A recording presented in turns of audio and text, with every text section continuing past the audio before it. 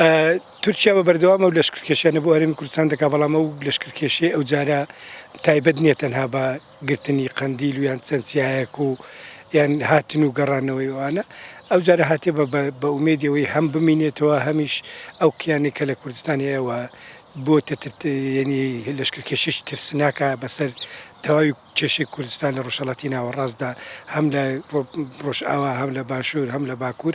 ینی ئەو لەشکرکێشێک تەنها لەشکرکێشش سەربازی نیە لەشکرکێشش سیاسیشە کە دەیەوێت بمینێتەوە و خەونی کورد لە ڕۆژهەڵاتی ناوەڕاست لەناو بباتن. ئێمە لە بەرامبەر ئەوەدا هەست بە بێدەنجیەک دەکەین هەم لەلایەنە سیاسیەکان هەم لە خەڵکی کوردستانیان درک پێ نەکردنی و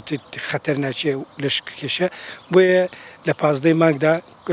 کۆنفرانسێکمان هەیە و کۆنفرانس بانگوازمان کردی بۆ لایەنە سیاسیەکان بۆ ڕۆشنبیران بۆ ڕێکخراوەکانی کۆمەڵی مەدەنی کەسایەتیەکان هەموو ئەوانەی کە دەتوانن ڕۆڵ ببینن و بێدەنگ نەبن و لە ئاست ئەو داگیرکاریە هەڵوێست دەرببڕن پێمان وایە دەمانەوێت بەو کۆنفرانسە ڕای گشتی لەوە ئاگادار بکەینەوە کە نەیە لەنەو لەشکرکێشە زیاتر تەشە نەبکاتنەوە پەلبچێشن و کات بخایەنی. تورکیا یعنی کورد لە هەر شوێنێک جوولەیە چاوی کورد لە هەر جێیەک جوولەیە چاوی تورکیا بە بەردەوام بە درێژایی دروستبوونی لەگەڵ کورد لە کێشەدا بۆ دەوڵەتی تورکیا بە بەردەوام دەیەوێت لە چێ کورد بیەوێ سەر دەربکاتن و نەفەسێکی ئازادی هەڵمژی تورکیا لەوێ هەم